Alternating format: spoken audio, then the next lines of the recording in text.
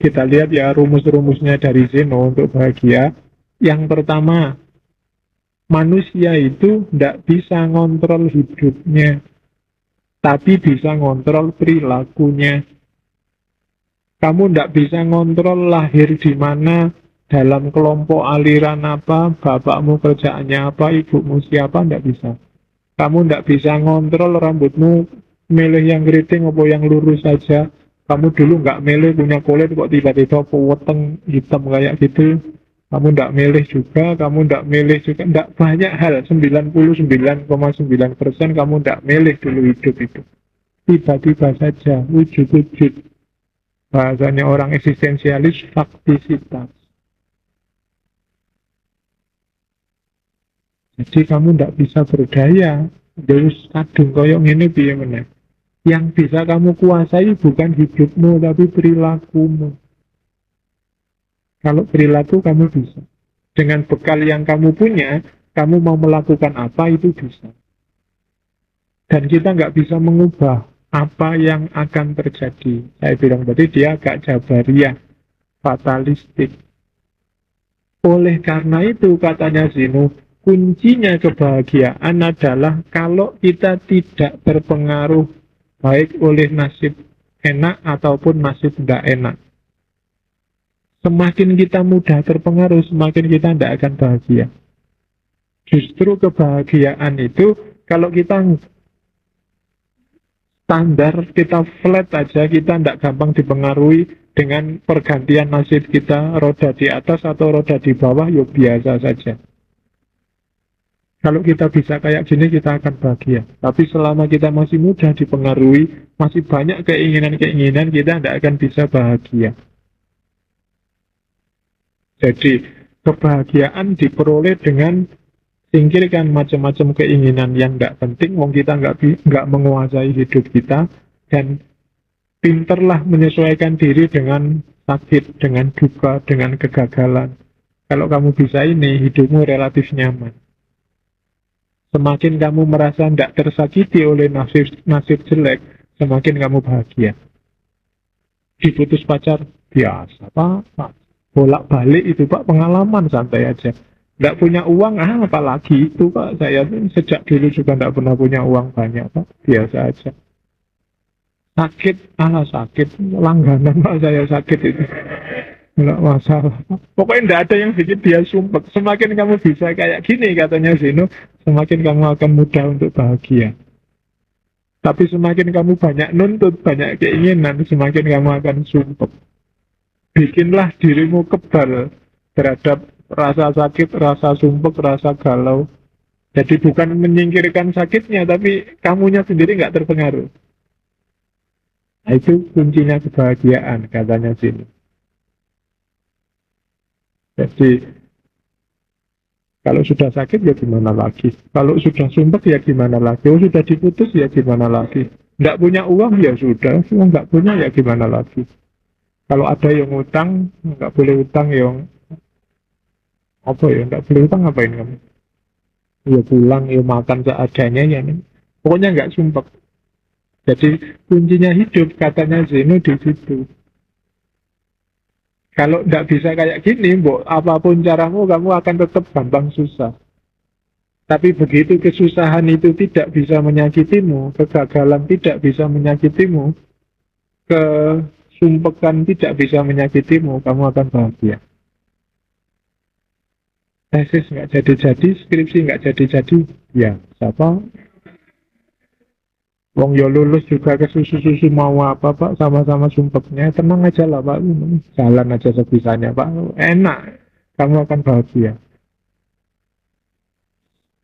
Katanya Socrates, makanan enak, baju indah, dan segala kemewahan. Itulah yang kamu sebut kebahagiaan.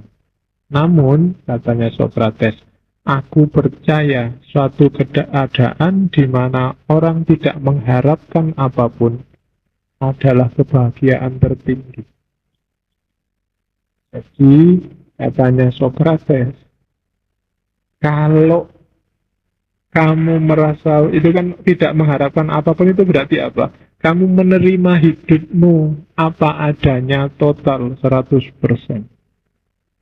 Dan kamu akan jadi orang paling bahagia. Punya uang 1.000 dan kamu terima, bersyukur, rela, itu lebih bahagia daripada punya uang cuma 500 dan tidak bersyukur. Iya, ini kenapa kok ketawa? Kurang tinggi, kebalik contohnya. Ya intinya menerima dirimu apa adanya deh sekarang. Berarti apa? Tidak punya keinginan-keinginan, nggak punya. Coba dulu aku tinggi besar. Wah, coba aku rotok putih sedikit, mesti ganteng. Coba rambutku jangan kuwul-kuwul gini, rotok anu. Coba. Itu kan keinginan-keinginan banyak. Semakin kamu semacam ini, kamu tidak akan bahagia. Coba duitku banyak, mau beli baju yang model itu, mau makan di sana, mau punya rumah yang tingkat 3. Semakin ini masih banyak di kepalamu, semakin jauh kebahagiaan. Tapi semakin kamu menerima dirimu sendiri, kalau bahasa sufinya qanaah, ya wis punyanya ini ya ini, mau apa lagi, dengan ini aja sudah seneng saya, sudah syukur, itu kamu bahagia. Itu teorinya Socrates. Ya sebenarnya di Quran ayatnya banyak, cuma kayak ayat Quran kan bagi kamu sangat biasa.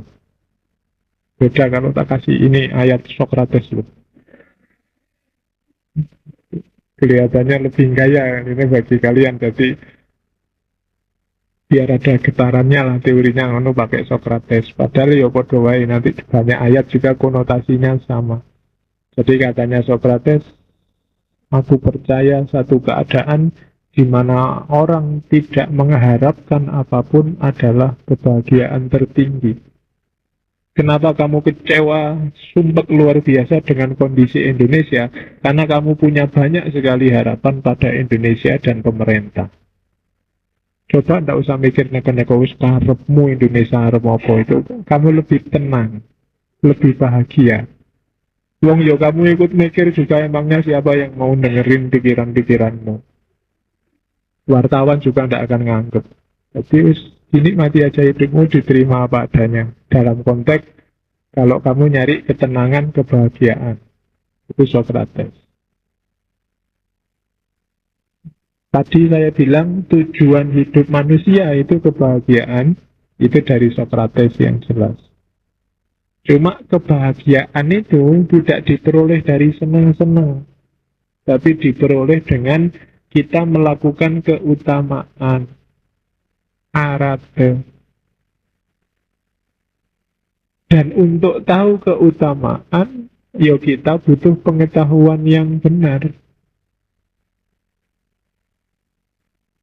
Jadi keutamaan itu hubungannya dengan pengetahuan yang benar. Berarti apa? Bahagia atau tidak, itu kuncinya adalah kita bisa mikir yang benar enggak. Kalau kita nggak bisa mikir secara benar, ya kita nggak akan bahagia. Katanya Socrates, orang yang tahu kebenaran pasti dia bermoral. Dan orang yang bermoral pasti dia bahagia. Ini rentetannya agak panjang. Pak, kan banyak Pak orang pinter tapi tidak bermoral. Pasti dia tidak bahagia kalau begitu. Kenapa tidak bahagia? Karena pengetahuannya tentang kebenaran tabrakan dengan praksis hidupnya. Pasti dia tidak akan bahagia. Jadi pengetahuan yang benar, perilaku yang benar, baru dari situ lahir kebahagiaan. Tanpa pengetahuan yang benar, tidak mungkin perilaku jadi benar. Dan tanpa perilaku yang benar, tidak mungkin nanti ada kebahagiaan. Kalau ada orang pinter, tahu mana benar, mana salah, yang dilakukan kok yang salah, dia tidak akan ketemu kebahagiaan. Karena hidupnya sendiri sudah paradok. Sekaya apapun orang, kalau itu hasil korupsi, Jangan mimpi dia bisa tentram, tenang, bahagia. Kenapa? Karena ini tabrakan sama gaya hidupnya sendiri. Makanya kan kalau di Islam kan diwanti-wanti benar itu. Jangan sampai sedikit pun ada barang haram yang masuk dalam hidupmu. Bukan apa-apa. Kamu akan jauh dari kebahagiaan. Mikirnya nggak usah jauh-jauh, besok berarti masuk neraka, Pak. Iyalah itu besok, dipikir besok. Sekarang itu loh, kamu sudah sumpah. Kalau banyak yang haram-haram ikut masuk. Kenapa? Hidupmu kontradiksi. Tabrakan antara prinsip kebenaranmu dengan perilakumu. Kayak kamu nilaimu sih IP-nya 4, tapi kemarin ujiannya hasil nyontek. Tidak akan puas, hidupmu juga tidak akan tenang, tidak akan bahagia. Kalau ada orang muji-muji kamu, oh pinter banget ya IP sampai 4, kamu diam-diam bilang, jangan-jangan ya tidak nyampe segitu. Dan tadi, kalau pakai Epikuros tadi kan, kamu tidak ada ketenangan hidup. Hidupmu akan selalu risau, tidak seimbang. Maka katanya Socrates, kunci awalnya adalah pengetahuan yang benar. Kalau pengetahuan sudah benar, perilaku juga akan benar. Kalau perilaku benar, orang akan ketemu kebahagiaan. Jadi, berarti apa pertama-tama? Teorimu, pemikiranmu, pengetahuanmu harus benar dulu. Jadi itu kuncinya. Maka belajar itu wajib. Bukan urusan kamu diperintah, tapi untuk kepentinganmu sendiri. Semakin luas wawasanmu, semakin dalam pengetahuanmu, akan semakin bagus perilakumu. Harusnya begitu. Kalau tidak begitu, pasti kamu tidak akan ketemu kebahagiaan. Karena kamu tidak menetapi keutamaan versimu sendiri. Itu kan yang bikin kamu, misalnya, kamu sudah tahu kok kalau yang nggak kamu jalankan. Tahajud itu sebenarnya bagus loh. Kalau ngaji Quran itu sebenarnya penting loh. Kayak itu kan yang hari ini sering kamu lewatkan itu kan. Kamu tahu itu bagus, baik, penting, tapi kan nggak jalan dalam hidupmu. Itu kan ada kontradiksi. Kamu sering galau sendiri, sumpek sendiri kalau sudah masuk wilayah itu. Kalau ada temanmu rajin tahajud, kamu sebenarnya gelisah kan kamu. Jangan-jangan ya apik ning yo. Terus kamu nyari-nyari alasan biar nggak tahajud juga ndak apa-apa, itu kan sunnah Pak. Itu iyalah pembelaanmu boleh, tapi kontradiksi nggak bisa kamu ingkari bahwa dalam dirimu ada tabrakan itu. Dan itu biasanya bikin kamu ndak bahagia. Maka luruskan lagi pengetahuanmu. Dari pengetahuan yang lurus akan lahir perbuatan yang lurus. Dari perbuatan yang lurus akan lahir kebahagiaan. Di situ tak tambahi satu katanya Socrates, dan jangan lupa pengetahuan paling berharga adalah pengetahuan tentang dirimu sendiri. Tentang banyak hal lain kamu bisa menipu, tapi tentang dirimu sendiri kamu tidak akan bisa nipu. Kalau rumusnya di Socrates kan know yourself, kenali dirimu. Begitu kamu kenal dirimu, positioningmu dalam hidup jadi enak. Siapa sih aku? Aku itu cara mikirnya gimana sih? Kebiasaanku apa sih? Tipikalku ini orang yang kayak gimana sih? Yang jelek-jelek apa? Yang bagus-bagus apa? Itu kan kenal dirimu. Kalau sudah kenal, ngatur strategi hidupnya enak. Nah itu Socrates.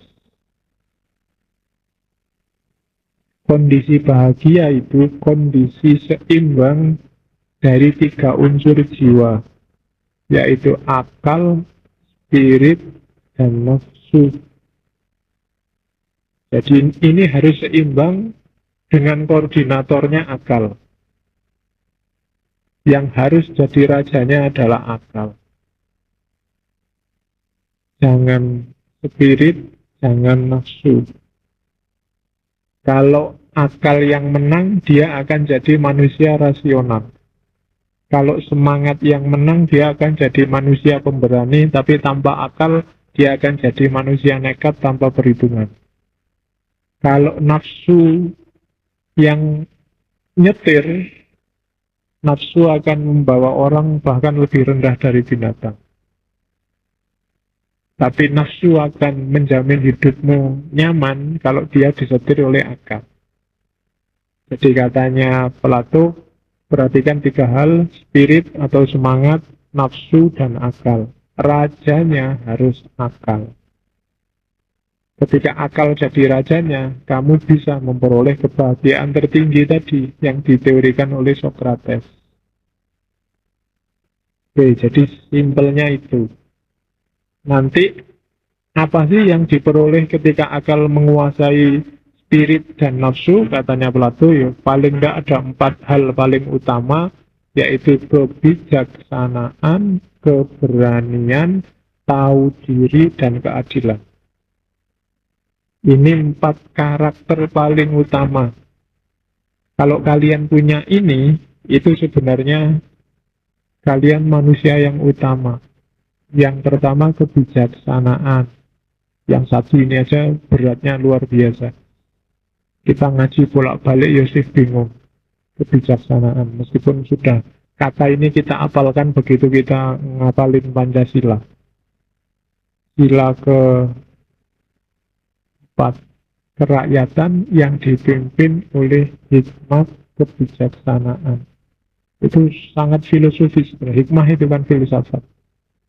Jadi hikmah kebijaksanaan. Jadi kalau kamu sudah punya kebijaksanaan, hidupmu akan ringan. Yang kedua apa? Keberanian. Semangat, spirit. Harus ada apinya. Jangan sampai kamu hidupmu melempem, apalagi masih muda. Harus ada semangat, tapi semangat yang rasional. Kalau nggak rasional, semangatnya jadi marah-marah. Ngamuk-ngamuk, nggak terima, nuntut, kan sering itu yang terjadi. Tapi harus punya keberanian. Anak muda nggak boleh pengecut. Tapi juga harus tahu diri. Bisa ngukur kekuatan. Dan yang terakhir, adil. Ini 4 karakter utama manusia utama. Katanya Plato. Ya udah menjadi Plato nambahi teori gurunya untuk bahagia, seimbangkan akal, semangat, dan nafsu. Akal tadi sudah disebut oleh Socrates, ditambahi 2 oleh Plato, semangat dan nafsu. Orang hidup harus ada gairah untuk berkembang, gairah untuk selalu lebih baik, dan yang terakhir, jangan dilupakan, nafsu juga harus dipenuhi. Jangan tidak kawin, jangan tidak makan, jangan tidak minum. Dipenuhi tapi dikendalikan oleh akal. Kawin itu bagus, tapi kawan kawin itu jelek. Itu nafsu. Ya kan, makan itu bagus, tapi makan bolak-balik makan itu jelek. Jadi rajanya hidup itu harus akal kalau di Plato. Makanya yang layak jadi presiden itu kalau menurut Plato kan raja filosof, king philosophers. Kenapa? Karena filosof ini menjalankan fungsinya akal. Jangan semua jadi politikus. Kalau semua jadi politikus, negara rusak. Puncaknya harus filosof. Karena filosof punya kualitas kebijaksanaan, keberanian, tahu diri, dan keadilan. Oke, terus justru bahagia itu, you penuhi hasratmu, penuhi keinginanmu, fight, bertarunglah. Kalau Zeno, pasrahlah, nikmatilah. Tapi kalau nature, enggak. Kebahagiaan itu ketika keinginanmu terpenuhi, itu baru bahagia. Dan nggak usah gaya menyingkirkan keinginan. Nggak mungkin manusia itu nggak punya keinginan. Kalau kamu, Pak, Saya mau buang semua keinginan. Kata nanti, yo itu keinginanmu. Buang keinginan. Nggak mungkin orang nggak punya keinginan. Jadi biar aja hidupmu selalu dalam tegangan, selalu dalam konflik, dalam dialektika antara memenuhi keinginanmu dan kekuatanmu, biar aja. Karena dari situ hidupmu berkembang. Dari situ kita ketemu kebahagiaan tadi jangka panjang. Jadi dari situ kamu ketemu bahagia. Bahagia yang sejati itu kamu pingin apa dan terpenuhi, kan itu. Kamu pingin kaya dan kaya beneran, itu kan bahagia. Kamu pingin kumlot dan kumlot beneran, itu kan bahagia. Jadi katanya Nietzsche, enggak, justru bahagia itu bukan menyingkirkan keinginan, tapi memenuhi keinginan. Dan dari situ hidup kita akan warna-warni, dari situ kita akan bahagia. Nanti Nietzsche membagi manusia jadi dua, ada manusia lemah, ada manusia kuat. Manusia lemah itu manusia yang hidupnya pingin tenang terus, pingin harmonis terus. Itu bagi Nietzsche manusia lemah. Tidak berani konflik, tidak berani sumpah. Manusia kuat, manusia yang berani konflik, berani menerima tantangan, berani milih keinginan dan mewujudkannya. Dia manusia yang kuat. Jadi tidak orang yang melarikan diri dari hidup, pasrah, tapi orang yang berani tanding, berani fight. Dari situ kamu akan menemukan kebahagiaan eksistensial. Bahagia jadi dirimu sendiri. Nah itu Nietzsche. Kebalikannya Zeno tadi. Kalau Zeno, enggak, hidup itu justru ketangguhanmu menerima segalanya. Kalau di Nietzsche, bahagia itu keberanianmu untuk nantang segalanya. Nah, kamu cocoknya yang mana ya silahkan dipilih sendiri. Rumusnya kan kamu yang menguasai hidupmu. Kuncinya kebahagiaan ada di akal. Dan akal akan melahirkan dua hal, teoria dan praksis. Teoria itu tentang teori, refleksi, kontemplasi, dan kegiatan akal paling mulia itu teori ya. Yang kedua, praksis. Praksis ini menerjemahkan hasil kontemplasi dalam kehidupan nyata, itu praksis. Kalau praksis berarti sudah ada orang lain dalam dunia sosial. Nanti yang tentang praksis ini nanti silakan dibaca Nikomakea. Etika Nikomakea. Nikomakea itu nama anaknya sekaligus nama ayahnya Aristoteles. Bapaknya namanya Nikomakus, anaknya juga dikasih nama Nikomakus. Mungkin karena malas nyari nama yang bagus, pokoknya jenenge bapaknya nanti. Anaknya Nikomakus namanya Aristoteles, anaknya Aristoteles kedua namanya Nikomakus lagi. Kan kayak orang barat kan gitu. Ada Tyson Junior, Tyson 2, nanti ada Tyson 3 kan gitu. Kamu besok bisa gitu, kalau namamu Abdul ya Abdul 1, nah nanti Abdul 2 gitu aja. Nggak usah mikir nama, berarti ada urutannya. Kan di sejarah Islam kan kita itu Muawiyah 1, Muawiyah 2. Nanti ada Yazid 1, Yazid 2. Oke, jadi katanya Aristoteles sama, kebaikan tertinggi summum bonum itu dicapai melalui kontemplasi teori. Jadi keutamaan yang tertinggi akalnya harus jalan. Saya agak cepat ya, masih banyak. Oke, teori yang paling terkenal dari Aristoteles itu ini, the golden mean. Mean itu tengah-tengah, golden itu emas. Jadi teori tentang tengah-tengah emas. Nerjemahnya tidak enak ya. Teori tentang emas tengah-tengah juga tidak enak. Pokoknya wis golden mean ngono ya. Bener tak terjemah tengah-tengah emas juga tidak enak, tengah-tengah kok emas. Oke, Yo, apa kamu suka tengah-tengah mbak aja? Oke, katanya Aristoteles, kenapa? Udah apa? Kamu yang telat ketawanya, apa aku yang telat ngomongnya? Katanya Aristoteles, kebajikan itu adalah jalan tengah. Khairul umuri ausatuha. Jadi segala hal yang paling baik itu ada di tengah, kecuali donat. Loh iya tuh. Kalau donat tidak bisa pakai khairul umuri ausatuha. Nah, contohnya, bilangnya golden mean. Berani. Berani itu tengah-tengah antara pengecut dan nekat. Atau ini contoh tak anu sendiri. Cukup. Cukup itu kan tengah-tengah antara kekurangan dan kelebihan. Hidup itu memang enak cukup.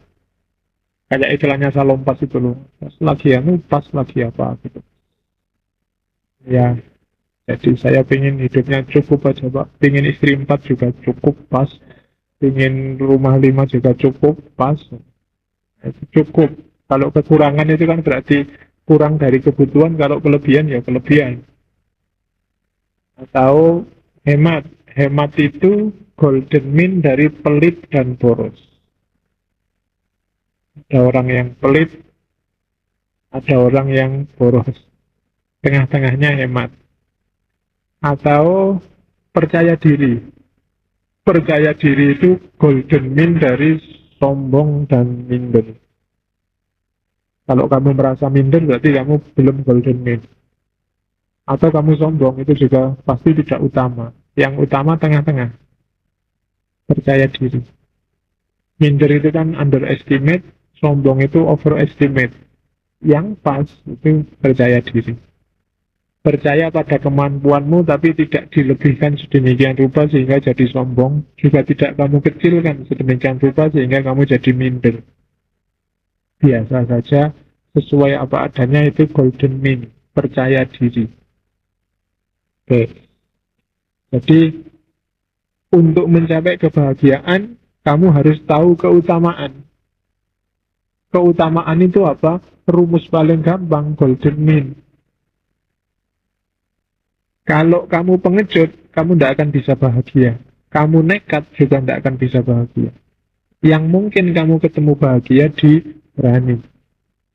Kamu kekurangan tidak akan bahagia, kelebihan juga biasanya sumpek. Cukup. Itu lebih nyaman hidupmu. Nah itu teorinya Aristoteles, golden mean. Jadi kebajikan adalah titik tengah antara dua perilaku ekstrim. Oke, bahagia secara spiritual. Ya rumusnya gampang. Yang membuat bahagia siapa? Tuhan. Semakin baik hubungan kita dengan Tuhan, semakin dekat kita dengan Tuhan, kita akan semakin bahagia. Berarti apa? Yang membahagiakan adalah segala yang membuat kita lebih dekat dengan Tuhan. Itu namanya spiritual happiness. Kalau tadi existential happiness. Jadi satu-satunya jalan biar kita menemukan kebahagiaan yang sejati, yuk kita harus dekat sama Tuhan. Dan teorinya banyak. Ghazali nulis kimiatus sa'adah, kimia kebahagiaan. Al-Farabi nulis tahsilus sa'adah, produksi kebahagiaan. Tahsil itu menghasilkan. Gimana caranya menghasilkan kebahagiaan? Dengan akal, pahamilah siapa dirimu. Kalau kamu sudah kenal dirimu, apa potensimu, di mana kelebihan kekuranganmu, kembangkan, wujudkan potensi atau bakatmu. Kamu bisa apa? Wujudkan itu. Itu nanti sumbernya kebahagiaan. Terus, ambil manfaat dari pemenuhan bakat tadi. Mungkin kamu pinter nulis, ya nulislah. ambil manfaat dari nulis, syukur-syukur manfaatnya nggak cuma buat kamu, tapi juga buat orang lain. Dan yang terakhir, hiduplah secara moderat. Dengan pola ini, kamu akan bahagia. Kenapa Pak kok tidak mengenali diri? Ya kalau kamu tidak kenal dirimu sendiri, kamu juga tidak ngerti apa yang bikin kamu bahagia, apa yang bikin kamu nyaman. Kenapa harus kenal potensi Pak? Ya kamu bahagia itu kan karena memenuhi apa yang ada dalam dirimu, bakatmu. Yang bakatnya seni, kamu mengekspresikan seni, itu kan kebahagiaan. Yang bakatnya karate, kamu ikut karate, kebahagiaan. Yang bakatnya teknik kok kuliah tafsir, itu kan sumpah kamu. Gimana caranya? Bakatnya teknik malah kuliah tafsir. Tidak terpenuhi, tidak akan bahagia. Jadi penuhi, wujudkan potensimu, bakatmu. Dari situ kamu akan dapat manfaat. Syukur-syukur manfaatnya nggak cuma untuk dirimu, tapi juga untuk orang lain. Dan yang terakhir, sesukses apapun kamu atau segagal apapun kamu, hiduplah secara moderat. Katanya Ghazali, kebaikan itu dan yang menuju kebahagiaan itu ada 4. Yang pertama, kebaikan keutamaan jiwa, isinya ilmu, hikmah, iffah, menjaga diri, berani, dan adil. Terus, tubuhmu itu akan bahagia kalau punya 4 karakter. Sehat, kuat, cakep, jamal, indah, dan panjang umur. Berkurang salah satu, kamu akan sumpek. Panjang umur sih, sehat sih, kuat sih, tapi jelek. Loh ya kan sumpek kan kamu juga. Ya, sih. Pokoknya harus ada 4-4-nya, baru kamu akan bahagia. Atau kalau yang dari luar, itu yang biasanya bikin bahagia, itu harta, keluarga, kehormatan, dan keturunan. Itu akan bikin bahagia. Dan hubungannya sama Tuhan, yang bikin bahagia 4 hal. Dapat hidayah dari Allah, atau dapat lindungan dari Allah, atau dapat bimbingan dari Allah, atau dapat bantuan dari Allah. 4 itu yang bisa bikin orang bahagia. 1, 2, 3, 4. Kalau 4 jenis ini kamu kuasai semua, berarti kamu ketemu dengan kebahagiaan yang sejati. Tapi biasanya ya berat. Seandainya 3 yang atas nggak bisa, paling tidak perolehlah kebahagiaan yang terakhir. Keutamaan taufik. Itu menunjukkan bahwa Allah sayang padamu. Kamu masih dikasih hidayah, dikasih lindungan, dikasih bimbingan, dan dikasih bantuan. Yang 3 yang atas, monggo. Urusan fisik, kamu tidak cakep juga tidak apa-apa, tidak kuat, tidak apa-apa, tidak panjang umur juga tidak apa-apa, asal sayang sama Allah, sayang padamu kan justru ketika kamu dipanggil cepat kan cepat menyatu dengan kecintaanmu. Itu logikanya Ghazali. Kalau teori umum kebahagiaan kontemporer biasanya pakai 4 level ini. Jadi ada kebahagiaan yang seketika, ada kebahagiaan short term, ada yang long term. Ini bukan nginep di hotel ya, ada yang short term, long term. Ada yang enduring. Kamu yang pengalaman kok ketawa, yang diem apa lagi? Batin. Oke, jadi yang immediate itu yang pleasure tadi, seneng tadi. Dahaga minum, itu kan seneng. Lapar makan, immediate langsung. Tapi yo nikmatnya juga langsung. Kalau sudah nggak makan, ya nikmatnya makan hilang. Ada yang short term. Short term itu achievement, pencapaian. Pencapaian-pencapaian tertentu. Misalnya, wah saya bisa teori ini. Wah saya bisa IP-ku 4, wah itu kan achievement. Itu lumayan lebih panjang. Di atas itu ada long term. Tidak sekedar pencapaianmu, tapi sumbanganmu apa pada orang lain, pada masyarakat. Itu lebih panjang lagi. Tidak sekedar kamu bisa nulis buku, tapi bukumu ternyata dibaca banyak orang dan bermanfaat. Itu lebih long term. Dan yang puncak, ultimate good. Ultimate good itu kebahagiaan puncak. Itu enduring. Enduring itu panjang sekali. Ada yang menerjemahkan selamanya. Ya hubungannya sama spiritualitas dan ketuhanan tadi. Itu four level of happiness. Teori-teori kebahagiaan kontemporer pakai ini biasanya. Terserah kamu mau milih bahagia yang immediate atau short term atau long term atau yang enduring. Tergantung keuanganmu. Ya pilihanmu sendiri. Oke. Kalau Ibnu Maskaweh ada kebahagiaan fisik, kebahagiaan mental, kebahagiaan intelektual, kebahagiaan moral, kebahagiaan spiritual.